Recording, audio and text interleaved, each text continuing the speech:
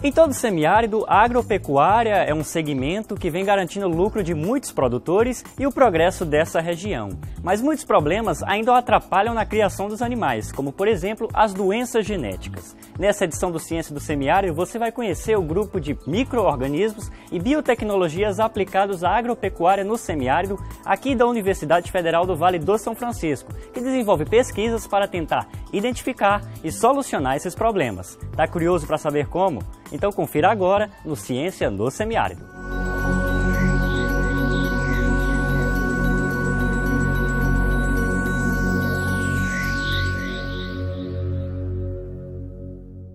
As atividades do nosso grupo de pesquisa, que é intitulado Micro-organismos e Biotecnologia aplicada à agropecuária no semiárido, tem como focos principais da pesquisa, a questão da interação da genética, da biologia molecular, tanto na produção animal quanto na produção vegetal aqui do Vale do São Francisco. E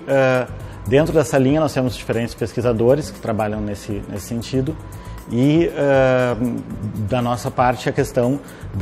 de usar as ferramentas da genética de micro-organismos, da biologia molecular, para a detecção tanto de doenças nos animais, então doenças provocadas por bactérias, por vírus,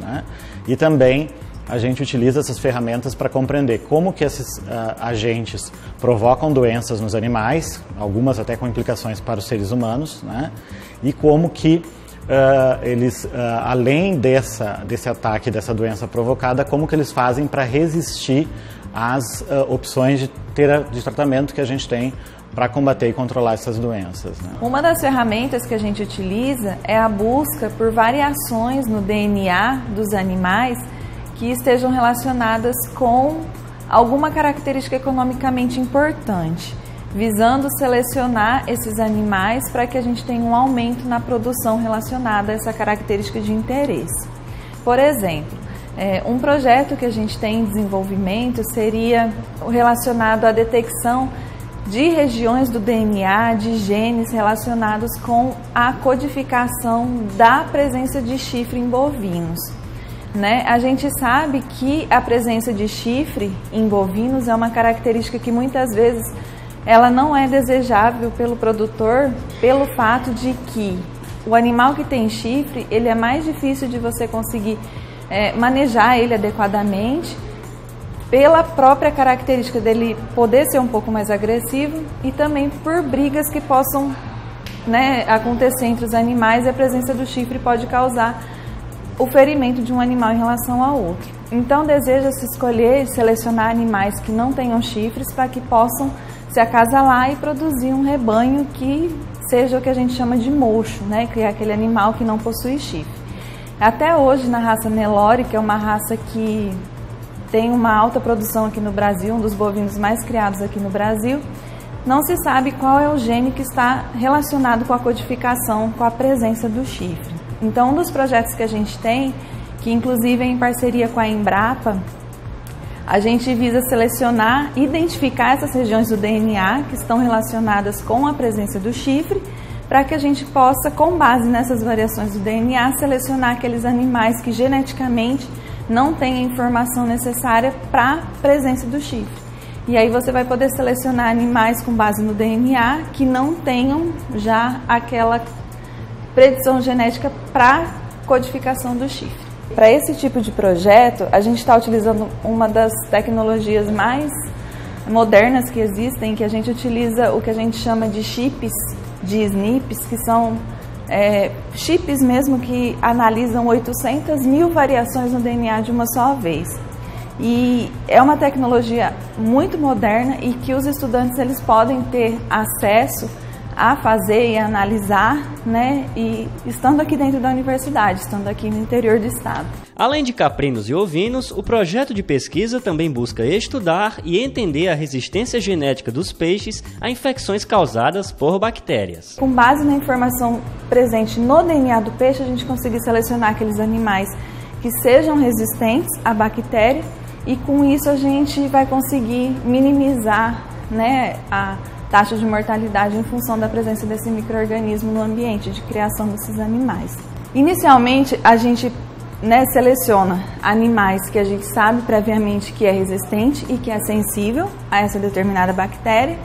E aí a gente vai buscar variações nesse DNA que vão me permitir distinguir o animal resistente do sensível. E depois de determinadas essas variações, a gente consegue, analisando o DNA de outros indivíduos da população, selecionar aqueles que têm o mesmo padrão de variação para a mutação que a gente detectar. Para entender como as doenças genéticas agem nos animais domésticos, esse grupo de bichos também é estudado pelo projeto. Nós temos trabalhado com a identificação de animais portadores de doenças genéticas.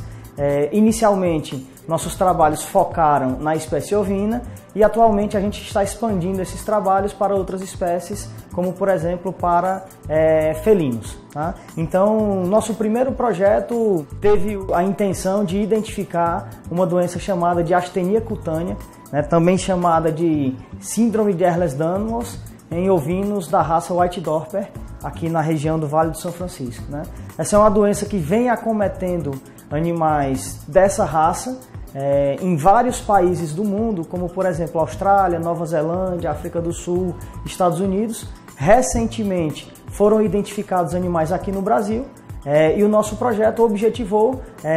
encontrar animais que não têm a doença, mas têm a capacidade de transmitir essa doença para os seus filhos. E isso tem um impacto muito grande do ponto de vista do produtor, né, porque esse produtor, ele, uma vez sabendo dessa informação, ele pode evitar que esse indivíduo seja utilizado na reprodução. Inicialmente, nós fizemos um cadastro com os produtores da raça White Dorper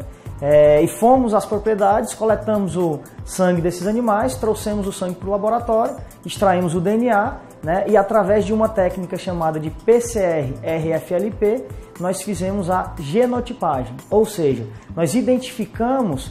as variações genéticas desses indivíduos relacionadas com a possibilidade ou não do indivíduo desenvolver essa doença. Essa pesquisa iniciou no ano de 2013, né, foi financiada por um programa aqui da universidade, né, pelo projeto Programa Casadinho aqui da universidade, e nós já temos resultados muito interessantes advindos dessa pesquisa. Então nós já temos identificados alguns indivíduos aqui na região do Vale do São Francisco que possuem o gene responsável pela doença, não têm a doença, mas que podem transmitir para a sua progênie. Bom, a gente espera com esse projeto que a gente tenha desde a melhora da sanidade dos animais aqui na região, né, porque a gente sabe que sanidade hoje é uma melhor produtividade e um melhor ganho, né, e hoje várias autoridades internacionais, em vários fóruns e eventos que a gente participa no exterior, hoje já se fala muito da questão do impacto ambiental que a produção animal traz. Se a gente consegue ter estratégias de combater essas doenças, de evitar que elas aconteçam, de buscar alternativas para o tratamento, a gente consegue não só garantir um melhor desenvolvimento econômico para os proprietários da região, né, para fortalecer a questão da produção animal aqui no Vale do São Francisco, como também a gente consegue um melhor ganho ambiental, uma vez que todo o esforço que está sendo feito para produzir esse animal, todo o impacto que está se gerando no ambiente, ele está gerando um alimento que vai servir para a sociedade e não um animal que vai morrer doente. Percebeu como os estudos genéticos são importantes para o crescimento econômico dos produtores e o melhoramento da produção animal? Pois é, esses são alguns dos objetivos do grupo de micro-organismos e biotecnologia aplicados à agropecuária no semiárido que nós conhecemos no programa de hoje. Até a próxima edição do programa. Tchau!